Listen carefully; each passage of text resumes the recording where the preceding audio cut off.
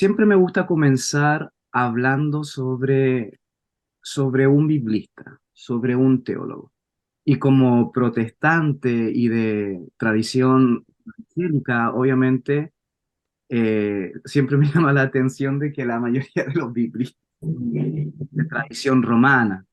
Entonces, aquí nos damos cuenta de que hay una deuda que nosotros tenemos debido a que necesitamos biblistas evangélicos, necesitamos biblistas protestantes, no porque queramos competir, ¿no?, con la tradición romana, sino porque yo creo que nosotros tenemos mucho que aportar. Lamentablemente, desde el siglo XVI, nuestro aporte siempre ha sido desde el análisis teológico y creo que eso es muy enriquecedor. No obstante, biblistas, personas que conozcan las lenguas, el contexto, la geografía, la antropología, la arqueología a nivel protestante y evangélico, es muy, pero muy reducido. Entonces, entendiendo esto de que tal vez muchos de ustedes algún día escribirán libros y serán los siguientes biblistas de la generación, eh, yo quiero presentarles al biblista de hoy, que es John Mayer. Lamentablemente es uno de mis biblistas favoritos porque él, a pesar de que trabaja desde las ciencias bíblicas, entendiendo de que las ciencias bíblicas quiere siempre tratar de objetivizar el estudio bíblico, saliendo de los marcos de la fe, de la confesión y del dogma, dado que, como les enseñaba en los videos, dado que muchas veces esos marcos ensucian el análisis primario, este hombre, John Mayer, a pesar de que trata de salir de esos cánones, es bien respetuoso. Él parte con sus obras y dice, yo no quiero ni decir de que la fe está bien o que la fe está mal, porque él, como ustedes se dan cuenta, él fue un pastor católico, él fue un sacerdote, entonces, en ese sentido, él nunca trabajó ni trastocó el ámbito de la fe, porque las ciencias bíblicas no tienen que hacer eso. Si usted conoce a un cientista bíblico que promueve el ateísmo o el agnosticismo o que promueve que el cristianismo u otras religiones, porque también hay cientistas religiosos en otras religiones, no bíblicos, sino religiosos, si promueven eso es porque ya tienen una agenda, ¿no? Una agenda religiosa y una agenda política. El cientista bíblico y el cientista religioso, eh, hago la salvedad, el cientista religioso es aquel que se mueve interreligiosamente, el cientista bíblico es aquel que se mueve interconfesionalmente, desde la Biblia y las demás religiones que trabajan o confesiones que trabajan en ella. El cientista bíblico o religioso debería trabajar no desde la fe, no para eh, salpicarla, para negarla o incluso para validarla, sino que debiera trabajar para poder iluminar su hecho histórico y su contexto sociológico y antropológico. Entonces, este hombre, a pesar de que es un pastor o fue un pastor católico, falleció el año pasado, hizo un excelente trabajo en cuanto al área científica. Y hablamos de área científica entre comillas, ¿no? Muchos de ustedes me hacían grandes aportes de que nada es absolutamente objetivo, muchas veces ni siquiera las ciencias matemáticas o naturales, debido a que también pasan por el filtro de la interpretación del científico. Pero él hizo un trabajo extraordinario. Este es un libro que muchos de ustedes ya conocen y que se lo recomiendo. Tiene dos libros y en ese sentido, un judío marginal que tiene varios volúmenes, cuatro o cinco, es un libro extraordinario. Es un libro extraordinario para trabajar el contexto de Jesús. Nosotros siempre hemos visto a Jesús desde la teología, pero ahora es interesante verlo desde la historia, desde las ciencias sociales. Entonces, aquí está el libro, es un libro que a mí me encanta, lo tengo todo rayado, y que les incentivo a que lo tengan. Recuerden que ustedes ahora son maestros, están en este proceso de formación para poder ser maestros de teología, maestros de la Biblia, y por lo tanto tienen que manejar autores, tienen que conocerlos. Sabemos que los libros en nuestros países latinoamericanos son muy caros, y eso yo lo sé. Por lo tanto, yo les incentivo a que puedan trabajar muchas veces su alternativa en PDF con mucho criterio y mucho cuidado por el tema de los copyrights, pero también que vayan y busquen en internet. Hay muchísimos videos.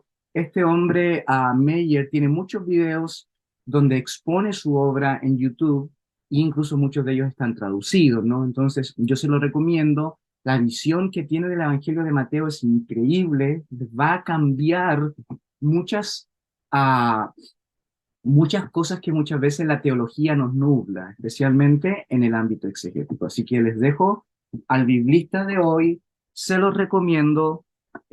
No piensen de que el profesor Ismael promueve a los biblistas romanos, es simplemente porque no tenemos nosotros eh, muchos biblistas protestantes. La mayoría de nuestro aporte es teológico, como ya lo he mencionado, y latinoamericano, no, en Latinoamérica se promovió el tema de la teología de la liberación, después la misión integral, y ahora hay una corriente muy fuerte acerca de la espiritualidad, y eso es maravilloso, precioso, pero biblistas estamos, estamos con una deuda muy grande. Entonces, yo les incentivo a ustedes de que ustedes, si no van a ser los futuros biblistas, ustedes promuevan a sus estudiantes en los seminarios donde ustedes enseñan, en las iglesias donde ustedes enseñan, en las universidades donde ustedes enseñan, promuevan a que las futuras generaciones puedan regresar a la Biblia, eh, salir un poco de la teología, no para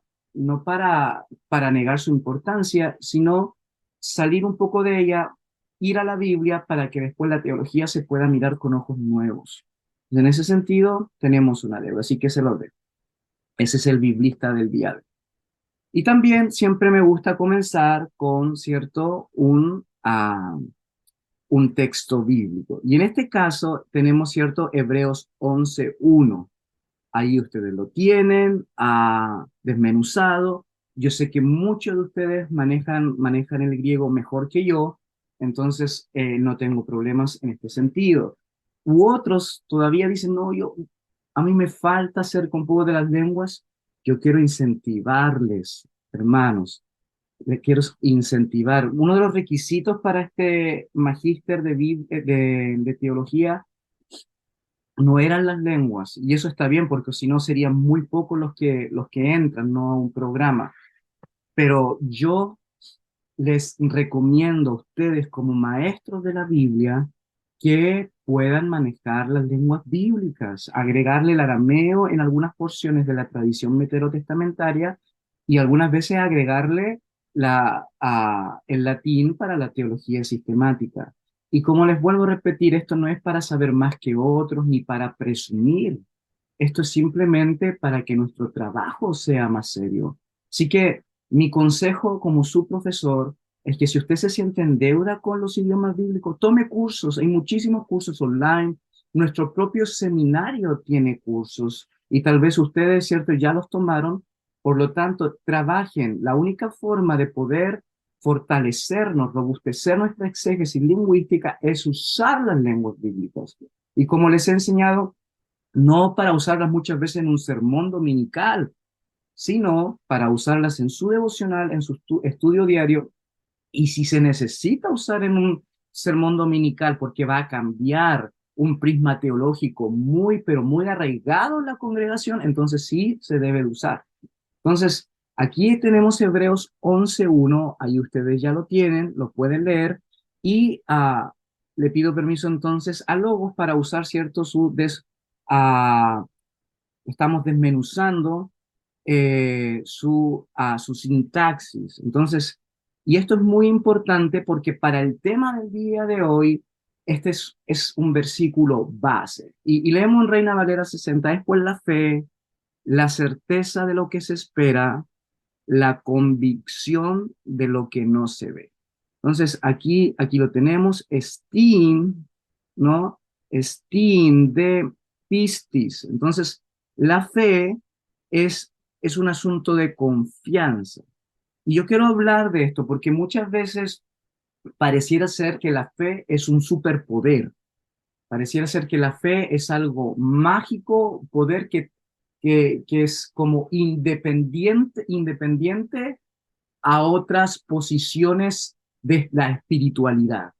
Y aquí nosotros debemos recuperar el concepto eh, griego y hebreo, ya lo vamos a ver, de lo que es el concepto de la fe. Porque no es un superpoder, sino que cuando hablamos de fe, hablamos en realidad de confianza. Los antiguos decían de que cuando esta palabra se hizo masiva en la región de la península de Acaya y después, cierto, en el imperio helénico, se hizo masiva, se hizo popular en las batallas de Alejandro el Magno, debido a que él, como siempre tenía números más pequeños y en su intento de ir a conquistar Persia, no siempre peleaba con los reyes persas que tenían, pero miles y miles y miles y miles y cientos de miles más guerreros que él. Entonces, él siempre decía y hacía cierto un cuadro de que cada vez que llegaba al campo de batalla tenía por lo menos unos cientos de hombres que él mandaba que se mataran, así como de una. Se presentaba delante del rey persa y le decía, mátense. A otros les decía, tírense de ahí del barranco. A otros les decían, tomen veneno. Y cuando el rey persa veía que los soldados de Alejandro Magno morían simplemente por la orden de su general, de su rey, el príncipe persa muchas veces no peleaba la batalla porque decía, yo a los míos, a mis guerreros, tengo que pagarles, rogarles para que vengan a pelear por mí o amenazarlos de quitarles sus tierras. Y estos hombres, los soldados de Alejandro, ellos están dispuestos a morir por él. Entonces, en ese sentido, él muchas veces no peleaba y entregaba el campo de batalla y Alejandro el Magno iba, cierto, avanzando en sus expediciones bélicas. Entonces, ahí es cuando esta palabra comenzó a masificarse porque él les decía, tienen fe en mí y usaba, ¿cierto? Recuerden que el Nuevo Testamento y el Koiné no inventaron el griego estaba centurias antes de la iglesia primitiva. Entonces, y él usaba esta palabra pistos o pistis y les decía, tienen fe en mí, están dispuestos a morir, confían en mí. Los hombres tenían tanta confianza en él que se mataban. Entonces, y esa palabra se hizo tan popular, entonces decían, no, tú tienes fe y tienes confianza al estilo, ¿cierto?, de los soldados a Alejandro Magno. Entonces, en ese sentido, cuando el autor de Hebreos, algunos dicen que es Apolos, otros dicen que es Pablo, Lutero decía que era Apolo, yo me quedo con lo que decía Orígenes, que es Bernabé, ese, esa es mi posición, o alguna persona de la tribu de Leví, porque el tema es que aquí hay mucha teología levítica, ¿no? Mucha teología sacerdotal. Entonces, en ese sentido, necesitamos una persona que conozca todos los misterios del sacerdocio, todos los misterios del tabernáculo, todos los misterios de los sacrificios. Y tenía que haber sido una persona, ¿cierto?, con características de la tribu de Leví. Pero bueno, eso. Y él, cuando usa esto, el autor, cuando usa esta palabra, está diciendo, ustedes confían en Jesús, así como el mismo Israel también confiaba en Moisés. Entonces, esa es la palabra que anda dando vuelta, ¿cierto? Confianza, confianza. Ahora, quiero que escriban por ahí, por favor, en algún lugar, y quiero reforzar con ustedes las cosas que he reforzado en los videos. Usted cuando haga un análisis exegético, no solamente se quede con el contexto, no solamente se quede con el contexto de cuándo el libro fue escrito. Si sigue una visión, cierto, tradicional, antes del 70, en la década de los 60, antes de la destrucción del templo. Si sigue posición, ¿cierto?, un poco más abierta y está con Piñero y otros en los 80, 90. Y así sigue una tradición más liberal, un poquito después del 100. Yo no estoy aquí para decirle cuándo fue escrito el libro de los Hebreos. Usted ya es un maestro de la Biblia, usted tiene su posición. Lo que yo les quiero enseñar a que usen su posición, a que usen el contexto que han escogido. Si usted escogió en el año 60, úselo. Si escogió 70, 80, úselo. Si escogió el tiempo de Trajano, úselo. Entonces, en ese sentido, si usted lo usa, va a poder trabajar con el contexto de cuando el libro se escribió y la importancia de que esta respuesta saliera, ¿no? Entendiendo de que el Nuevo Testamento no es un documento epistolar que nace como regla y fundamento de toda la iglesia o para toda la iglesia para todos los tiempos. En realidad, muchas de estas cartas, sus autores ni siquiera pensaron que iban a ser leídas por toda la cristiandad, tal vez por una, dos o tres ciudades, porque la recomendación era, ¿cierto? Pídenle la carta que le envié, decía Pablo, a los de la Odisea, y ustedes, ¿cierto? Le envían la de ustedes, tal vez regional, pero nunca universal. Entonces, en este sentido, las cartas eran respuestas pastorales a necesidades, desafíos y situaciones de la iglesia local o regional que estaban viviendo, ¿no? Entonces, en ese sentido, por eso se habla de tradiciones, porque muchas veces una tradición de la iglesia primitiva no conocía en Acaya, no conocía la tradición de la iglesia primitiva en África del Norte o en Babilonia o en Roma. Entonces, en ese sentido, por eso se habla de tradiciones, ¿no? Y después se juntaron y se complementaron. Entonces, usted debe de conocer la situación pastoral y cómo esta palabra de confianza, de estar dispuesto a morir, de obediencia, obediencia sin recriminar nada, se necesitaba en ese tiempo. ¿Por qué se necesitaba? Entonces, usted debe trabajar, y escríbalo ahí, con el contexto donde se escribe la carta. Pero también les he enseñado de que deben de trabajar en el contexto cuando la carta o el escrito comienza a ser aceptado. Y esto pasa especialmente a finales del siglo segundo, históricamente hablando, cuando la iglesia se conoce como la gran iglesia, como la gran iglesia, la iglesia de los padres de la iglesia del segundo siglo. La gran iglesia va a decir, ¿cierto? Rafael Aguirre, la gran iglesia va a decir Antonio Piñero, la gran iglesia. Y esta gran iglesia comenzó a aceptar estos libros y estos libros comenzaron a verse en otras regiones. Y eso es muy importante. Usted debe de saber cuándo, por ejemplo, qué papiro del libro de Hebreos o de cualquier libro de usted es en qué año ese libro o ese papiro fue masificado y qué iglesia o qué región la comenzó a usar. Porque si usted sabe eso, usted va a entender de que no es tan solamente importante cuando se escribió el libro, sino cuando se masificó. Y muchas veces más importante cuando se masificó, porque el libro respondía a desafíos de la iglesia del segundo siglo también. A lo mejor este libro de Hebreos solamente cuando fue escrito, supongamos, vámonos con una área o una tradición conservadora. Fue escrito por ahí por el 63, 64, 65. Y tal vez solamente una iglesia lo leyó. Pero la papirología me dice a mí de que el libro de Hebreos se empezó a masificar en la región del África del Norte a finales del siglo segundo. La pregunta es ¿por qué? ¿Por qué se empezó a masificar y no antes? ¿Por qué? ¿Qué vio la iglesia primitiva del siglo segundo en este libro que no habían visto antes? Entonces, es muy importante entender cuándo comenzaron a hacerse copias de este libro. Y cuando tú entiendes eso, dices, lo que pasa es que en el contexto de la gran iglesia del segundo siglo, en ese contexto se necesitó el libro de Hebreos. Entonces ese contexto le va a servir a usted. Y usted me dice, ¿para qué necesito todo esto si yo quiero enseñarle a la iglesia? Le va a servir.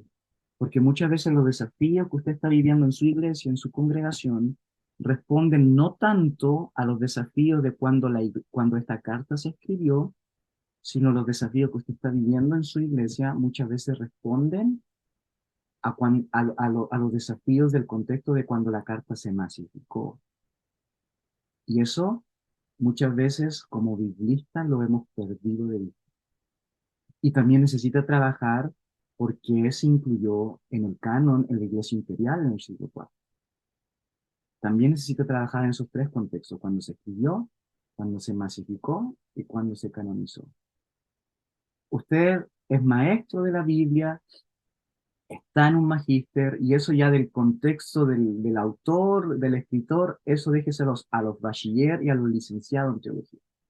Usted ahora como magíster en teología tiene que ir más allá y tiene que aprender ahora cuando el contexto de cuando se masificó, cuando se canonizó, tiene que trabajar con los papiros, porque los papiros les van a demostrar, se masificó en la iglesia de África del Norte en Cartago. Y usted busca ahí, en Cartago en el año 195. ¿Qué estaba pasando en Cartago? Una tremenda persecución. Y después vino el emperador Severo, y el emperador Severo empezó a crucificar a los cristianos. Y ahí empieza usted. Y este libro fue importante porque los judíos estaban siempre hablando de que volvieron, ¿cierto?, a las tradiciones israelitas, pero no, la iglesia dijo no, que Jesús era más importante, y usted le pone eso. Esos son los contextos que usted necesita comenzar a trabajar para, para hacer de su exégesis más robusto. Entonces, ahí usted trabaja el tema de la confianza ya desde el aspecto histórico. Ahora, otra cosa, ya no solamente cuando trabaje un texto del Nuevo Testamento, ya no solamente trabaje el griego, también vea su homólogo en hebreo. Y aquí vamos a entrar a esto ya algo que usted ya sabe, pero yo le voy a refrescar, de que los autores neotestamentarios, su idioma materna no es el griego, no lo es, no lo es. Su idioma materna es el arameo y su idioma religioso es el hebreo. Entonces, en realidad, ellos, su cosmovisión es en arameo, pero religiosamente hablando en asuntos de fe, su comprensión es en hebreo.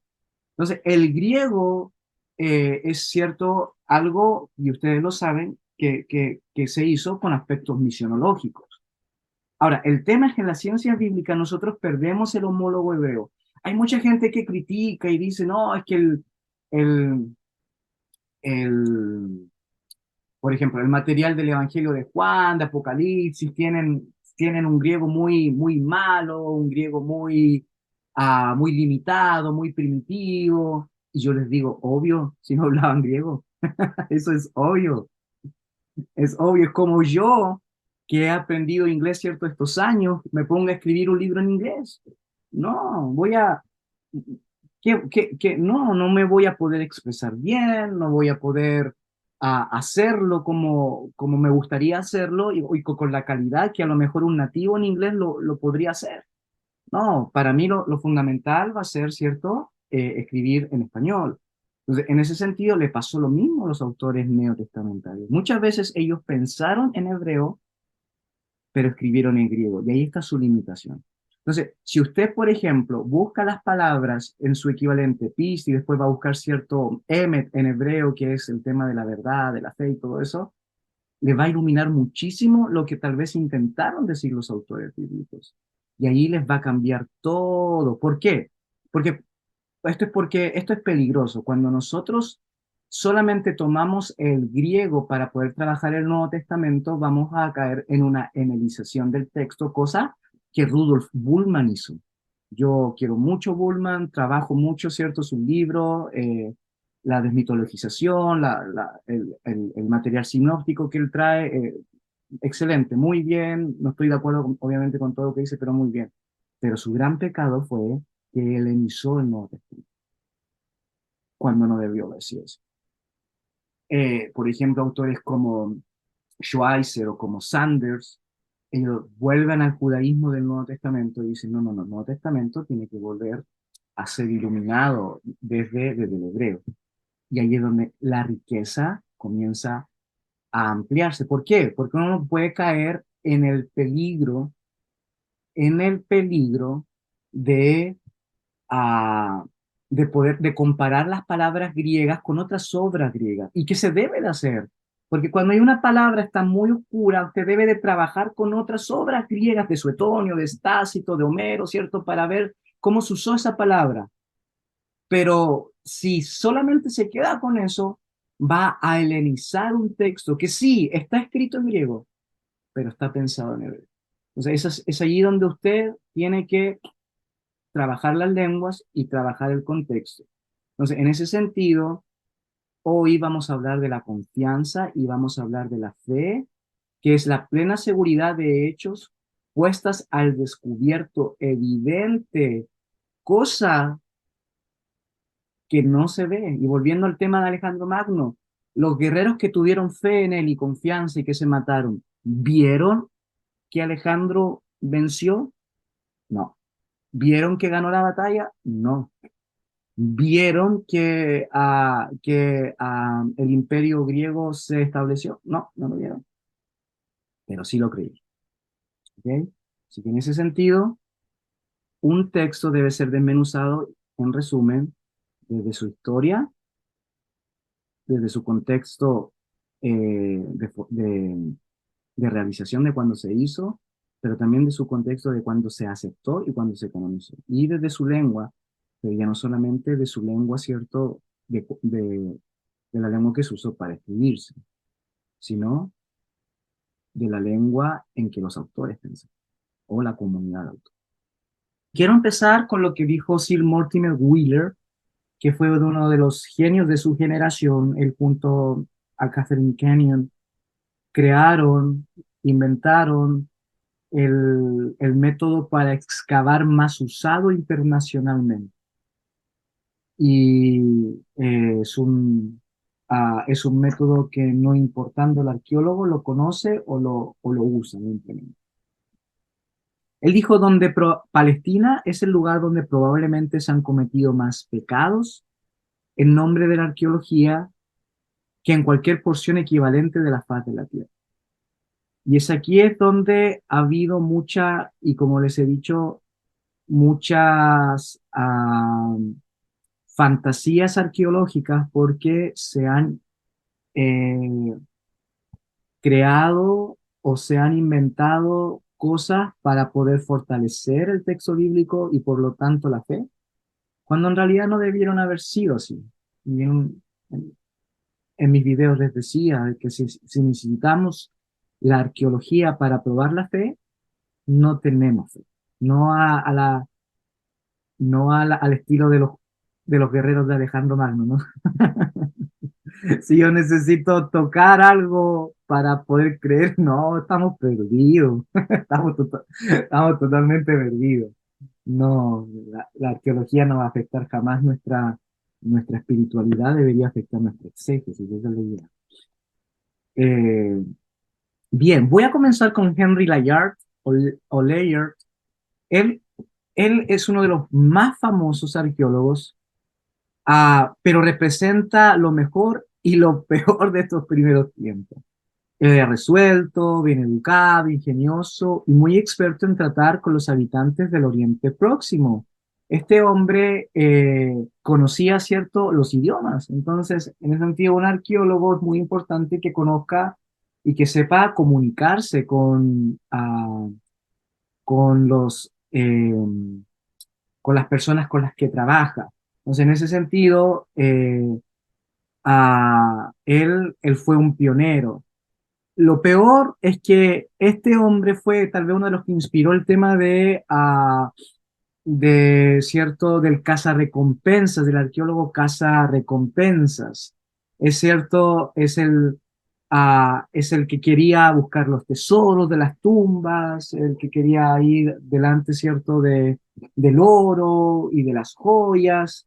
Entonces, en ese sentido, el arqueólogo o la mirada del arqueólogo se confundió ya no como un científico, sino como un cazarrecompensas, al estilo de Indiana Jones, ¿no?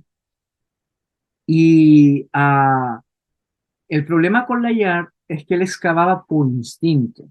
Él ignoraba por completo las complejas estructuras de los montículos, siempre en busca de monumentos pétreos y solo recuperando los pequeños descubrimientos más obvios. Es decir, él lamentablemente siempre iba detrás de lo fantástico.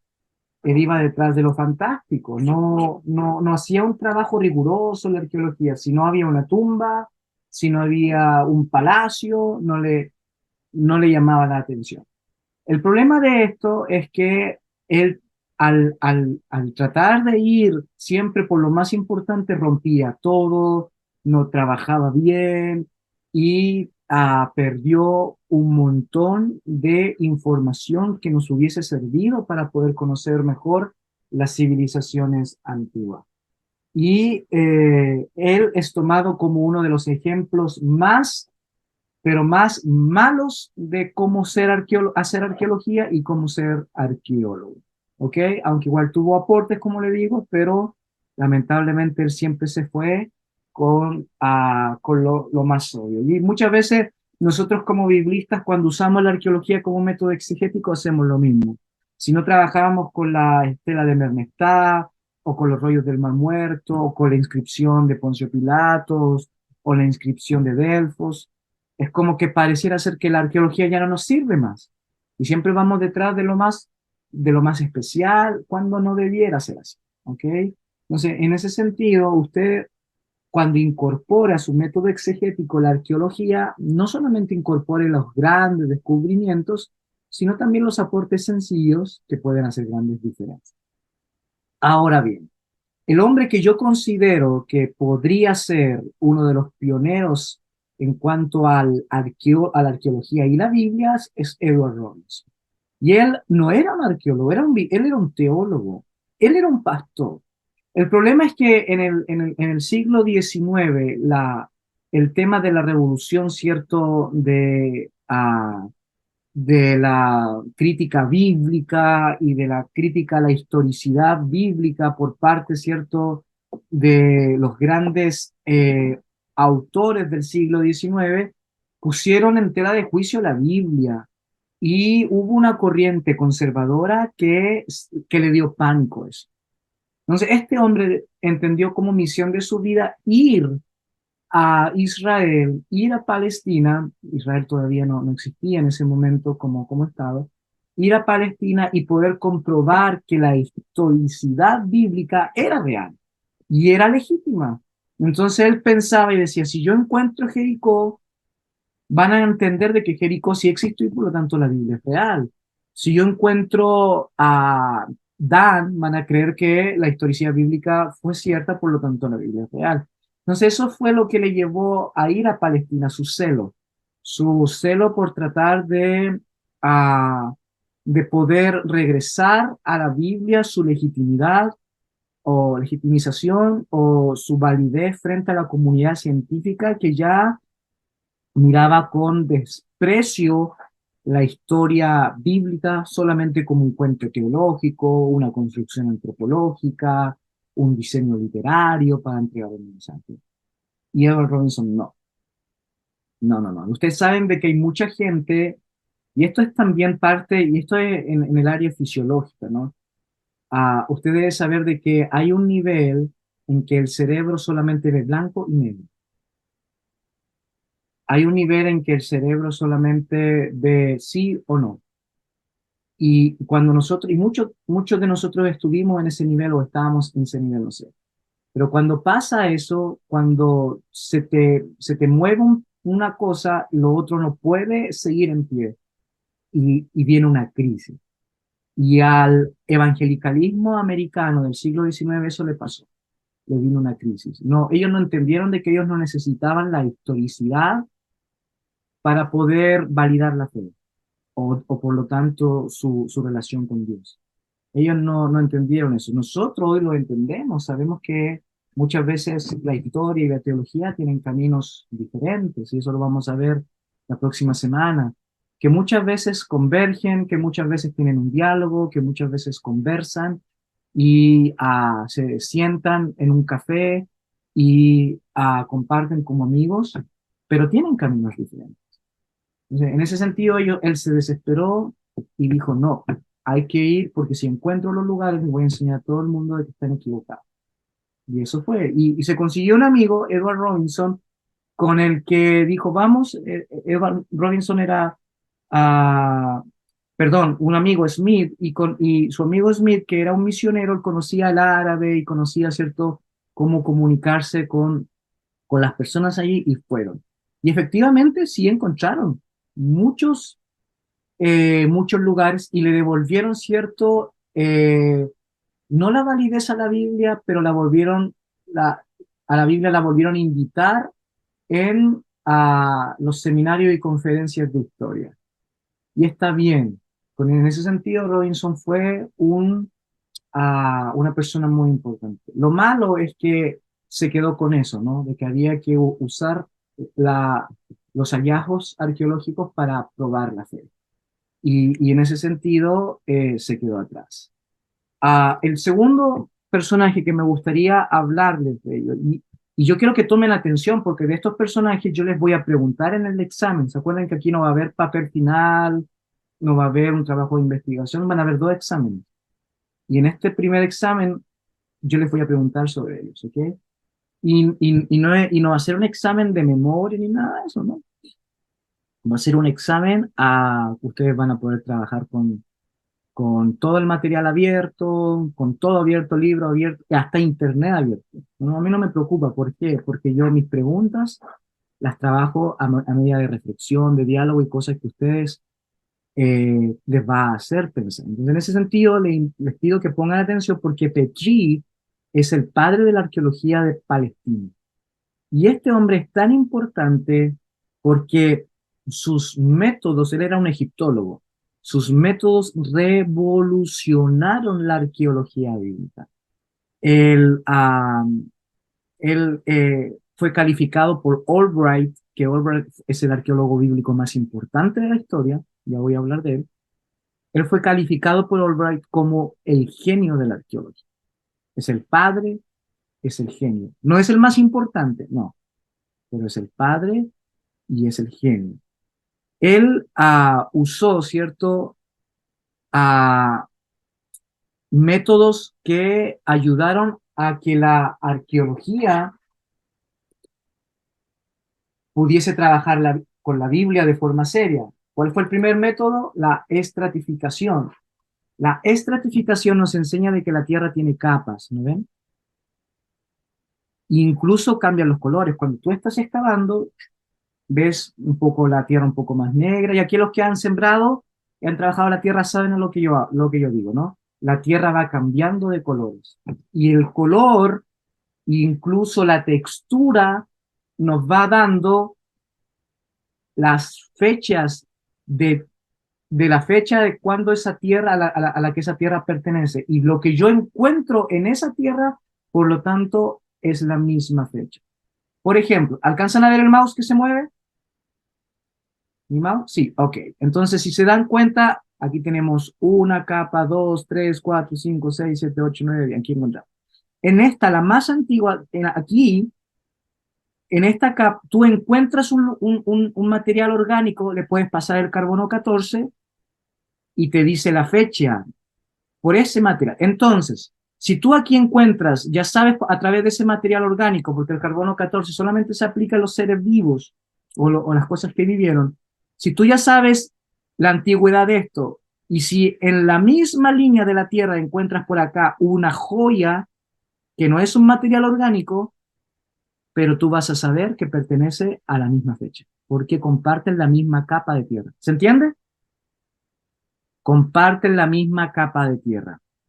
Entonces, en ese sentido es muy importante la estratificación porque nos ayuda a entender cómo se puede cronologizar los materiales encontrados. Porque hay gente que pone en duda y dice, pero ¿cómo tú sabes que esa corona le perteneció al rey, no sé, vamos a ponerle Seti primero?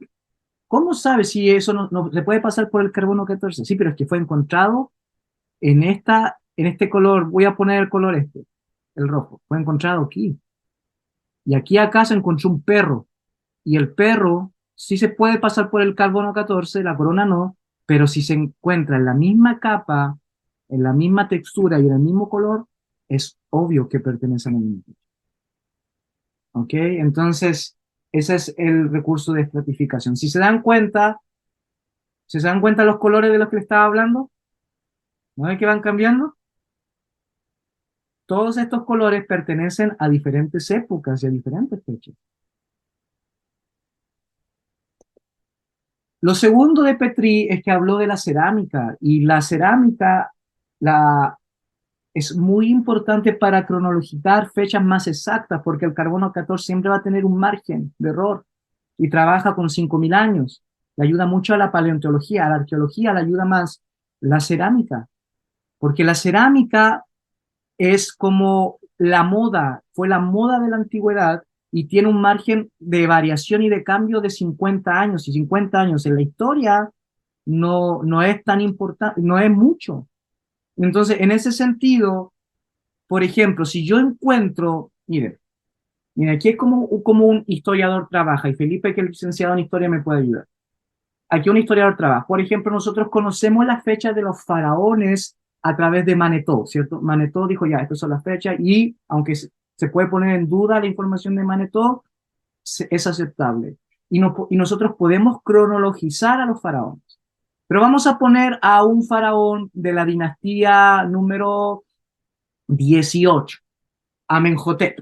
Vamos a poner a Amenhotep. Y tú encuentras la tumba de Amenhotep y ahí vas en los jeroglíficos y dice Amenhotep. Y por Manetó sabes que Amenhotep estuvo en el siglo XVI. Eso ya lo sabes. Y si Amenhotep es enterrado, por ejemplo, con esta cerámica, porque recuerda que los faraones eran enterrados con todos sus tesoros. Y esta cerámica se encuentra en la tumba de Amenhotep. Y después tú vas a Israel, que es totalmente diferente a Egipto, pero Egipto gobernó sobre Israel, y tú encuentras en un espacio de tierra la misma cerámica con el mismo diseño, y al lado de esa cerámica encuentras un templo al dios Baal en Canaán, en la misma capa de tierra, ¿a qué fecha o en qué fecha vas a situar ese templo? Obviamente a la misma fecha de Amenhotep. Entonces te das cuenta cómo los diseños de la cerámica nos permite cronologizar otras cosas que incluso están a distancia, a kilómetros de distancia, pero nos enseñan y nos ayudan a medir la historia. Y esto es muy importante. Y Petrie hizo esto. ¿Se dan cuenta? Todo lo usaban con cerámica, y la cerámica es uno de los materiales más duros. Nosotros ahora encontramos, mi esposa fue conmigo a mi último viaje a Israel, y estaba feliz porque encontró unas vasijas gigantes del año 1300 antes de Cristo. Estaba contento, estaba feliz. Yo le di gracias al Señor que la encontró, porque me estaba criticando mucho el calor y que aquí y acá, pero después que ya la encontró, se me perdió mi gringuita en eso y ya estaba feliz, cabrón. Entonces, pero imagínate, 1300 años antes de Cristo, es decir, son capaces de durar 3000, 4000, 5000 años, para que veas el material. Entonces, en ese sentido, la cerámica es muy importante para cronologizar. ¿Ok? Y lo tercero que encontró Petrit, y con esto voy a terminar por la hora, lo tercero que encontró es el tema de los tel. Los tel. Tel es una palabra en árabe que significa una montaña artificial. Y los tel son demasiado importantes porque cuando Robinson vino a Palestina no encontró todas las grandes ciudades bíblicas, ¿cierto? O especialmente del Antiguo Testamento. ¿Y por qué no las encontraba? Decía, ¿por qué no las encuentro?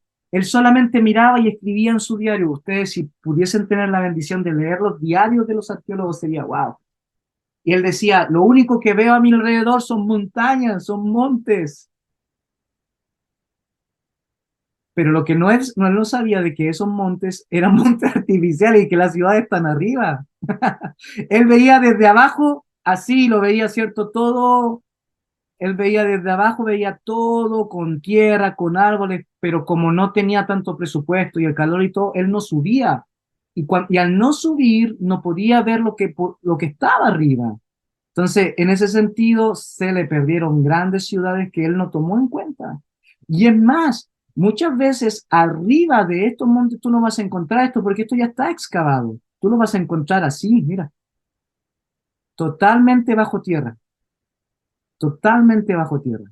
Y después ya eres capaz, ¿cierto?, de poder excavar y poder liberar todo eso. Entonces, eso es un tel, es una montaña. Recuerda que ellos construían, ¿cierto? Ellos no destruían ni limpiaban, ellos construían sobre la otra civilización, especialmente por el tema del agua. Porque si ya aquí hay agua, ¿para qué vamos a buscar otra fuente de agua que muchas veces es inexistente? Vamos a usar este mismo lugar. No vamos a romper nada porque los dioses antiguos nos pueden maldecir. Así que vamos a excavar, vamos a construir sobre ellos. Vamos a usar alguna de sus piedras, se las vamos a tomar prestadas y vamos a construir sobre ellos. Y ahí fueron los montes, ¿cierto? Cada vez creciendo, creciendo, creciendo, empezaron aquí. ¿No ves el agua? La fuente de agua tan importante. Y empezaron hasta llegar arriba. Entonces, las civilizaciones más antiguas están aquí abajo, donde se mueve mi mouse. Y eso es del bronce. Después, ¿cierto? Aquí tenemos el hierro. Y eso lo dijo Petrie. Y cuando Petrie dijo eso, revolucionó la forma de excavar. Entonces, ¿cuáles fueron los aportes de Petrie? De Petrie, los aportes fueron tres. Las capas de tierra, estratificación.